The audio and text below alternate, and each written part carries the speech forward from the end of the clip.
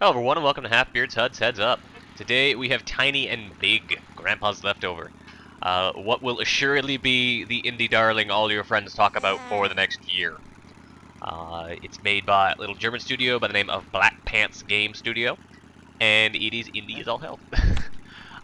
It's also really cool. I mean, the indie stuff, indie is never a word that means good. In this environment where everyone and their dog's trying to make the indie game. But this one actually does manage to do some really cool special stuff. So why don't we jump right in? Level 2 seems like a good place to go. Yeah, level 2 will do just fine. I will kind of say up front, this game's kind of short. It's like there's 6 levels plus a tutorial. I managed to get through it all in about 2.5 hours. That said, this game is one of those ones that would like you to replay it many, many times. There's lots and lots of collectibles and crap like that to find, lots of secrets, and most importantly, the sheer gameplay is a lot of fun. We're just get past the story bit. I will explain the story later. Oh, cool! It went first person there. I didn't realize it actually goes first person when you pause like that. Yeah, so the basic gameplay is that you are Tiny here, and you're chasing after your friend, kind of Big, who has stolen, well, your grandpa's leftovers, your prized possession, which is actually a pair of grandpa's underpants, because it's kind of a weird game.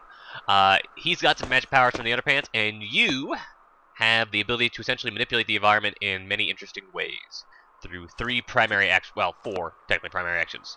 You have the ability to push stuff around regardless of the size. You have the ability to pull stuff around with a rope. You have to be careful, that stuff will hurt you. You have the ability to cut stuff in any line shape you may feel it wants to be cut. And you have the ability to attach a rocket to it and send that shit flying off into space. They're 4 very simple actions, but you can end up doing a lot of cool stuff with them. And you'll use this to platform and a little, not really combat, but some combat-y puzzles and do all sorts of fun stuff with it. It's a very versatile system and very, very fun to work around with. Those wondering, I am playing with a 360 controller, as is my habit. I'll explain those in a second. However, this game does, you can also play, of course, play this game with a PC, with just, mouse and keyboard. I would say the PC interface of mouse and keyboard is easier, makes it easier to cut stuff. It's much more efficient for cutting stuff and moving it around. However, there is a lot of platforming in this game. We're talking like Mario 64 style oodles of platforming, and I found the controller made for easier platforming, which for me was important.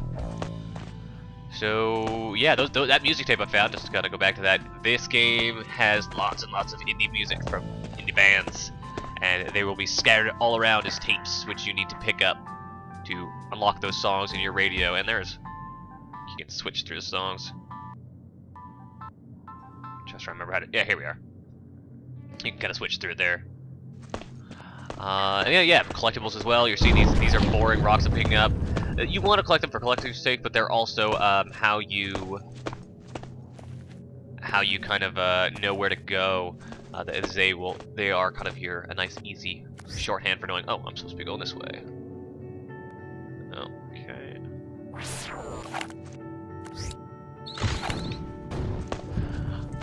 And then aside from that, there's also secret rooms with secret gods you want to find, and there's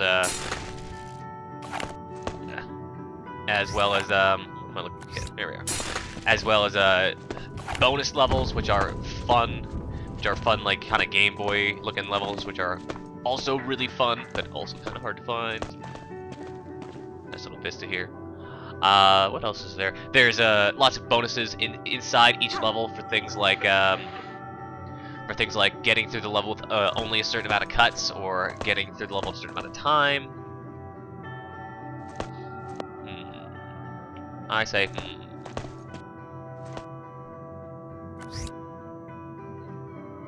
Basta. No, not only like that. I don't want to cut that.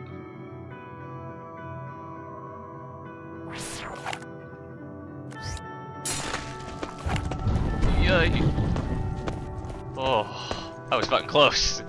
That stuff will kill you if you don't treat it properly. Now, can I not move that? No. Maybe I can if I just level. Not easy to make a nice straight line with the stick. Good.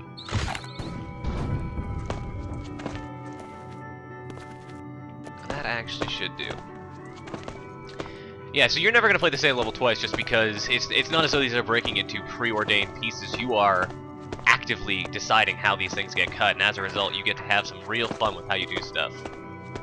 And there's also, as a result, there's generally more than one solution to a lot of puzzles. And once you get good with controls and you really get into the mindset, very much like Portal, you get into the mindset of where stuff can go and what these things can do. You end up just naturally moving really fast and naturally coming up with solutions to all these issues and all these problems. I don't know why I push these things off, but I like doing it, so I'm going to. So yeah, the story. Yeah, I've covered the story. I'm just trying to remember everything I've talked about. This game is surprisingly dense for something of its length, which is good. I will say one other thing. This game looks really nice, especially for a $10 game. This game has an absolutely fantastic look. I think the visual fidelity is really, really nice. I think the design, well, the characters look a little Adventure Timey, which I'm not actually a fan of that show. But I still think they have their own kind of nice qualities that I certainly enjoy. Let's get that on my fucking way. Get out of here. But just like the look of the environments, this nice like shading, almost hand-drawn look to everything, really, really cool. It's overall a really interesting, well done. What's over there? Go. Nope. Come on. Get up there. There we go. Pick this level because I think this is the one where I can remember where the secret room is. Oh no! Yeah, just because the platforming is easier with a controller does not mean you will make every jump. I have found that it's not even really a problem. I have found that to be a major thing with me in this game. Is it's really easy to kind of misjudge exactly what you're trying to do and really bone up a jump. That said, as you can see, the loading from failure is real quick, so you will get through that almost immediately.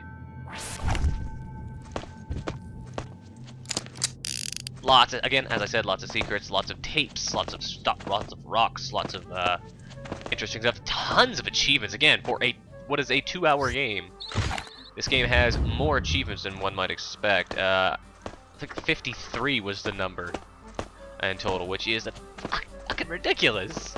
And even in beating the game, I only managed to get, like, I want to say 13 of them, maybe 20 at the most. Because a lot of them are doing things perfectly. They're just managing everything. That's big, by the way. He has a tiny mustache, because of course he does. The dialogue is kind of weird. It's very expository. Feels like entirely for irony's sake. But there's kind of an interesting story here. There's a surprisingly interesting mythology to this game, actually. As you get to the end, you start learning some interesting stuff that actually kind of makes you more interested. That makes you kind of more interested in this story. The game doesn't really seem to want to give too much explanation to. Okay.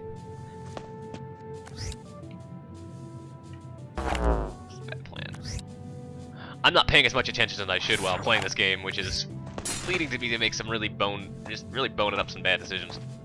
Come on. You know what? That'll totally work. That's the other thing you'll find with this game, is you will try to do something, bone it up, and then just have it accidentally make itself into a real solution.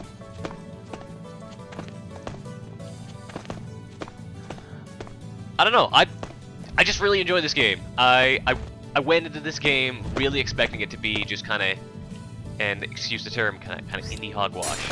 Just the standard, just because the look of it is, again, very Adventure Timey, and I didn't have a lot of high hopes for it, to be absolutely honest. I thought, oh, it looks kind of neat, but I don't really know if it's gonna how unique it's gonna be, if it's just gonna be kind of very indie kind of bullshit. And I ended up having so much fun with this game. Alright, this one's a pain. This one's... The problem is it's still connected to the top, near the top there. Excuse me. Nope. There we go.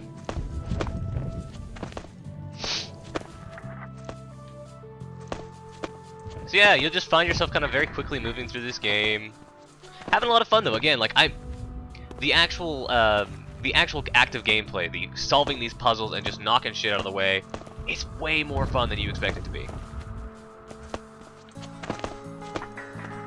This might be the one with the secret, with the bonus level. Because the bonus levels are a lot of fun. No, not there. I think there's a bonus level in every... Yeah, here it is. I think there's a bonus level in every level, but you just have to find them. I've only found 2 so far. Yeah. The band room. But you know what?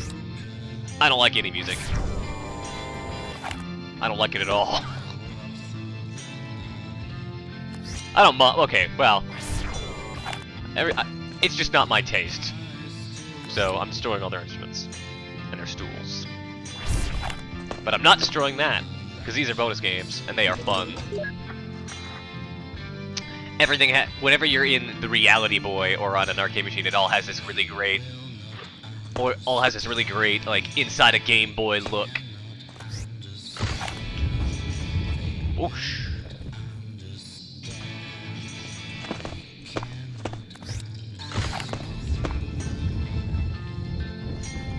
This is a really easy one, but these bonus games do get significantly harder.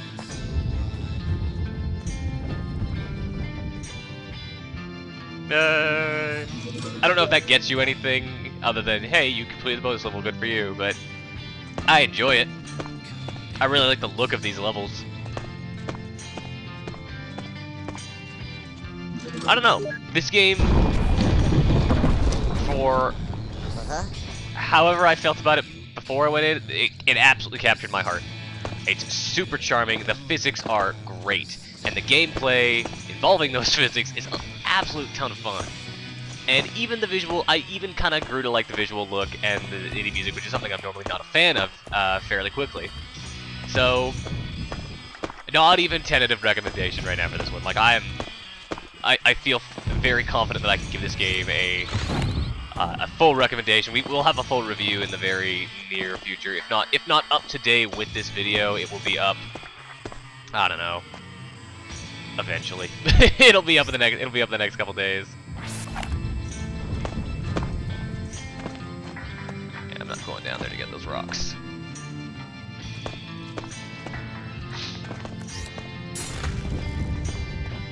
Urgh, come on.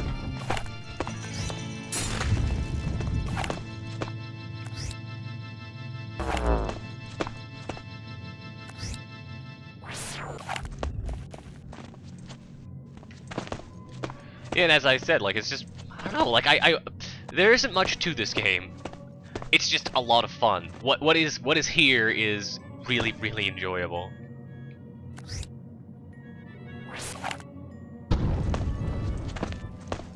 And once you do start moving fast and just blowing through these puzzles, which you will do eventually, you get there pretty quickly, you end up having just... It's a really good feeling.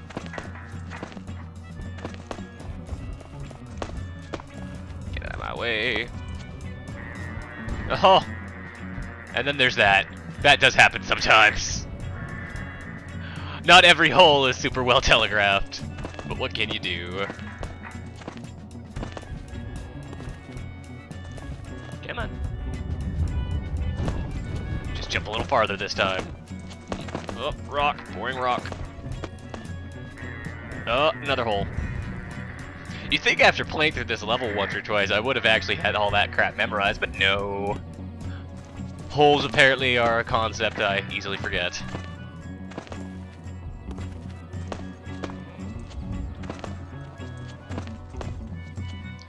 Oh no, that was robbed that time. Also, the arms go real weird when you die, which I really enjoy. It's like he goes full Muppet for a second there. Oh yeah, oh yeah, oh yeah. There we go. Grab it. Okay, I just need to jump from the right spot.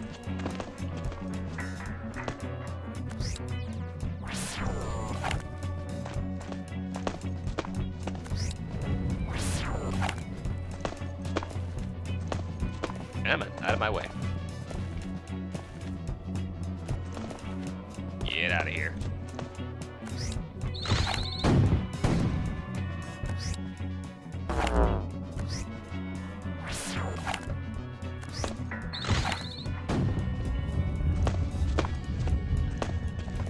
You're gonna see why I'm doing all this trouble in a sec. This is probably one of my favorite moments of the game.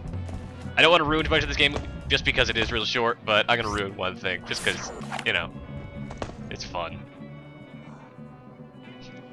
I don't know why. That cracks me up. See, I am a fabulous dentist, followed by a horrible grin.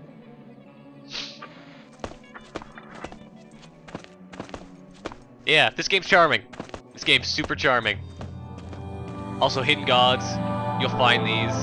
There's quite a few of them in the game. I only found 2 very similar to the mini games. They do exist though, and you can find them. Right over here. I could try to get that, but I'm not going to. And the amount of just destruction you can cause with this laser is fucking awesome.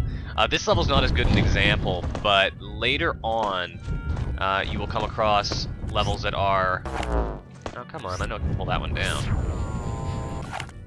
You'll come across levels that are almost built entirely of destroyable shit, and which you can literally like just tear down to their sheerest of components.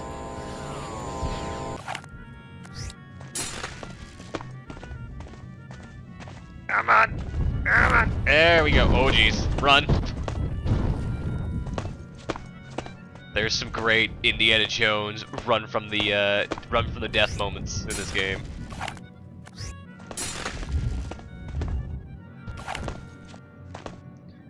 I could go around to the other side, but I have lasers, which means I don't need to.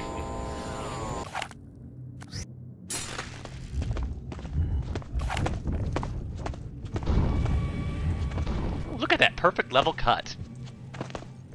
I'm proud of myself for doing that.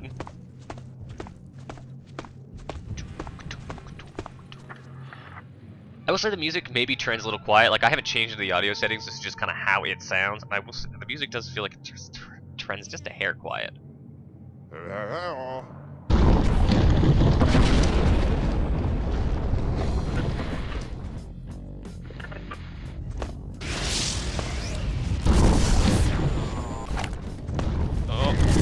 no, that was me cutting the wrong way.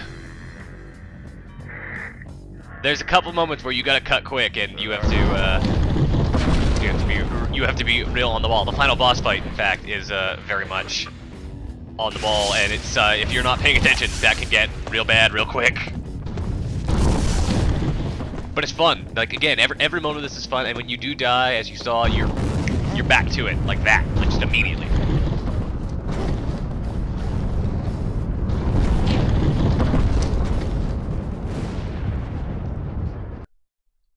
And how will Tiny get out of that one? Buy it and find out. It's $10. It's out today. Yes, out today. Go buy it. Generally, I'm genuinely really impressed with this game. Gameplay is way more fun than I expected. I really actually am getting into the visual look. If anything, just because look at all the detail on this screen. It's very clear the people who made this game put a ton of fucking work into it, and that's something that matters. Things are fun. Things are entertaining. Things look good. It sounds good. The only problem is it's short, but at $10, I'll take it. Portal was short too. I wouldn't. Some people are probably gonna be calling this the next Portal. I don't know if I call it that, but it's certainly up there. It's one of the better, if not best, indie games I've ever played. So, congrats to Black Pants Game Studio. This game's awesome. I look forward to seeing what are hopefully the continuing adventures of Tiny and Big. especially because the ending makes it seem like there's some really cool stuff in this universe that I won't ruin. So yeah, that's Tiny and Big, and this is Halfbeard's HUD, and we're out.